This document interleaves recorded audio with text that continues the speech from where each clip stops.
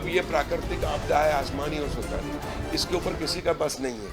लेकिन सरकार किसानों के साथ है। माननीय प्रधानमंत्री नरेंद्र मोदी जी, मुख्यमंत्री शिवराज जी, ये पंखे बंद कर देना है। हमेशा हमारी सरकार, भारतीय जनता पार्टी की सरकार, गांव गरीब और किसानों की सरकार है। ऐसे संकट के समय सरकार किसानों के साथ खड़ी है।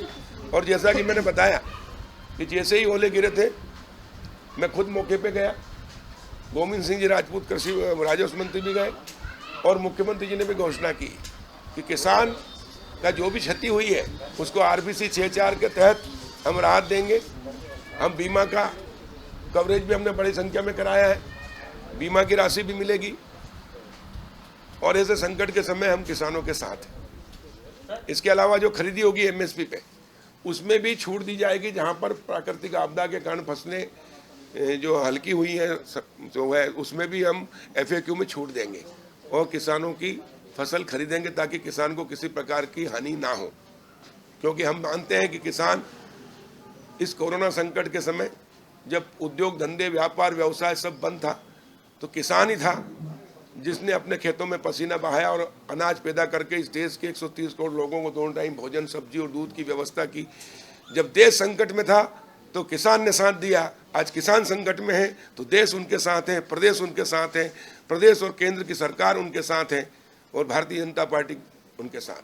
सर, एक तो जबलपुर आपने लगातार जो है कमिश्नर को आदेश दिए थे जबलपुर के, उसके बाद फिर कल काफी सारे वीडियोज आए हैं जहां मशीनों से नर्मदा में जो है अवैध उत्खनन हो रहा है। देखिए, मैंने कमिश्नर को निर्देशित किया था और कमिश्नर ने तत्काल मंडला, डिंडोरी, जबलपुर, नरसिंहपुर के चारों कलेक्टरों को वीडियो कॉन्फ्रेंसिंग करके निर्देश दिए कि नर्मदा में किसी भी प्रकार की मशीन ना चले, पानी में से रेत ना निकालें।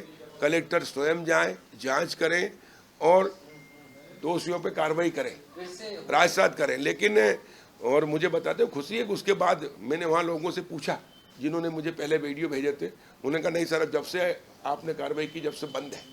अगर आप बता रहे हैं तो मुझे कोई वीडियो उपलब्ध कराएं तो मैं आज तत्काल फिर जांच करा दूंगा। प्रभारी मंत्री नहीं है सर, उसके तबादला नीति में प्रभारी मंत्रियों का उल्लेख किया गया है, प्रभार तो जिनों के मिले नहीं है। अभी ट्रांसफर पर पूरी तरह से रोक लगी हुई है। माननीय मुख्यमंत्री जी समन्वय में बहुत अति आवश्यक कोई होते हैं तो उसके करते हैं और इसलिए मई में 1 मई से स्थानांतरण पर बैन हटेंगे, उस समय स्थानांतरण करेंगे। अब ये काम माननीय मुख्यमंत्री जी का है, वो निश्चित रूप से प्रभार जन को देंगे, वो काम करेंगे। बाकी अभी पूरी प्रदेश की सरकार, पूरे प्रदेश में मुख्यमंत्री जी हमारे नेता हैं और मुख्यमंत्री हैं, वो कर रहे हैं। सर, कल जो बारिश हुई है उसके पहले भी जो बारिश हुई थी, बैतूल, होशंगाबाद, हरदा, बहुत तेजी से ओलावृष्टि हुई है, बारिश हुई है। नहीं तो हमने बताना ना, जहाँ जहाँ भी ओलावृष्टि हुई है पूरी टीम, हमने कलेक्टर और DDA, कृषि विभाग, राजस्व विभाग की टीम गई है और वीडियोग्राफी करके एक एक किसान, जैसे आप किसान हैं, आपके खेत में नुकसान हुआ, आपने कहा मेरे खेत में, तो आपके साथ जाकर पूरा वीडियोग्राफी कराया, वहीं पंचनामा बनाया।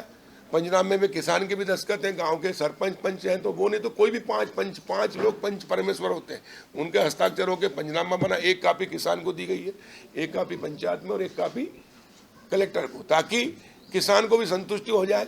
और ये पहली बार हुआ है कि न तो किसी किसान ने मांग की, न किसी विपक्ष के किसी को मौका दिया।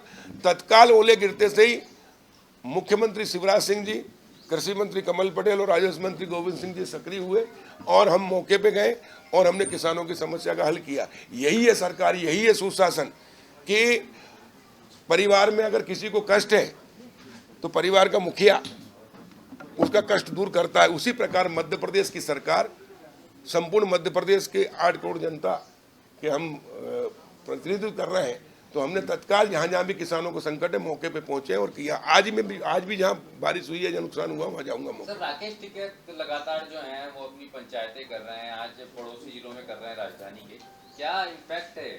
कोई इम्पैक्ट नहीं है। देखिए, प्रधानमंत्री नरेंद्र मोदी जी ने कहा है कि किसानों की आय में 2022 तक 2 गुना करूंगा।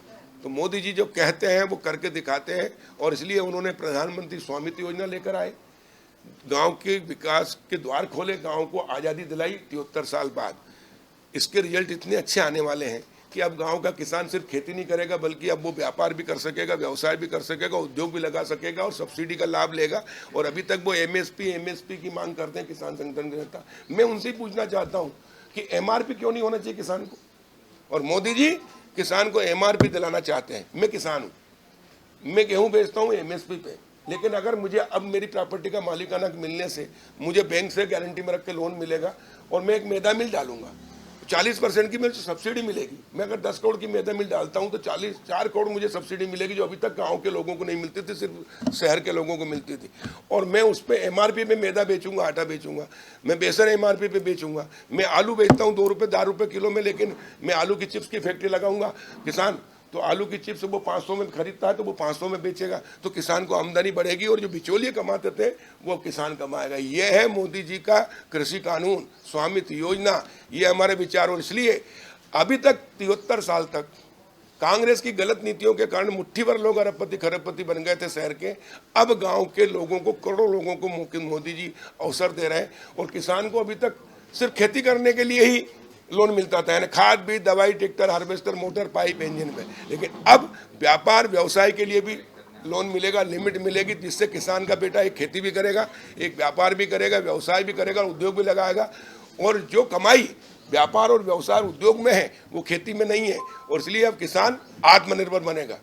और जो बिचौलिए कमाते थे वो किसान कमाएगा, जो मुट्ठी भर लोग अरबपति खरबपति थे वो किसान बनेंगे। सर, खरीदी केंद्र जो बने हैं गेहूं खरीदी होगी 22 तारीख से, कांग्रेस ने अपने लोगों को तैनात कर दिया, कार्यकर्ताओं को, कि किसानों को दिक्कत नहीं होनी चाहिए, गड़बड़ी नहीं होनी चाहिए। एक बार फिर मुद्दा बना दी कौन? देखिए, कांग्रेस के पास तो बोलने को कुछ है ही नहीं।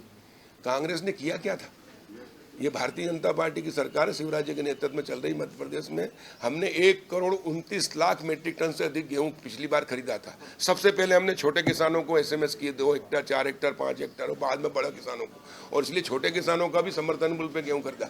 इस बार भी हमने समर्थन मूल्य पे किसानों को सुविधा हो, और इस बार हमने चना सरसों मसूर, मैं कांग्रेस के नेताओं से पूछता हूँ कि गेहूं के पहले चना सरसों मसूर आता है, आपकी सरकार रही 15 महीने, आपने क्यों नहीं खरीदा? पहले आपने 25 की लिमिट क्यों नहीं हटाई? आपने 13 कुंटल और 15 कुंटल ही क्यों खरीदा? मैं कमलनाथ जी से पूछता हूं, कमलनाथ जी आप पूरे मध्य प्रदेश के मुख्यमंत्री थे, सिर्फ छिंदवाड़ा के नहीं थे। आपने छिंदवाड़ा में 19 कुंटल किया और पूरे प्रदेश के 13 और 15, और इसलिए पूरे प्रदेश के किसानों ने आपको धक्का दिया और हमेशा के लिए कांग्रेस में खत्म किया। क्यों? क्योंकि आप सिर्फ अपनी सीट बचाने के लिए वहाँ छिंदवाड़ा की चिंता की, पूरे प्रदेश की नहीं की, और इसलिए आप प्रदेश के मुखिया नहीं थे, आप सिर्फ कुएं की मेंढक थे छिंदवाड़ा के। लेकिन हमारे मुख्यमंत्री गाँव गरीब और किसानों के मसीहा शिवराज सिंह चौहान सबका साथ, सबका विकास, सबका विश्वास लेकर चले हैं, और पूरे प्रदेश के किसानों का 20 कुंटल चना और सरसों खरीदने का निर्णय लिया। जो लिमिट थी वो भी हमने हटाई, और उसके कारण जो सरसों 2500 से 3500 बिक रही थी वो 4500 से 5600 पिछले बार ही बिकाने में सफल हुए।